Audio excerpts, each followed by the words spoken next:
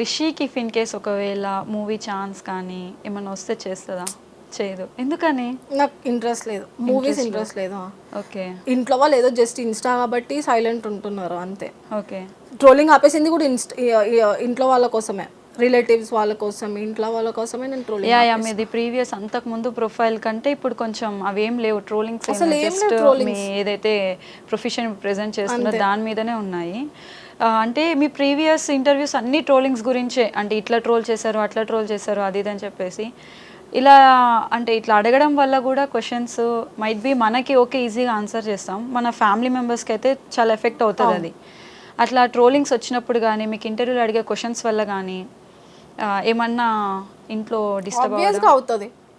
నాకే కాదు, పెద్ద పెద్ద వాళ్ళ సెలబ్రిటీస్ కూడా, మన బాలీవుడ్ సెలబ్రిటీస్కి చూసుకుంటే కూడా వాళ్ళకు కూడా మనం వాళ్ళ ఫ్యామిలీస్కి కూడా వాళ్ళు ఆన్సర్ ఇస్తారు.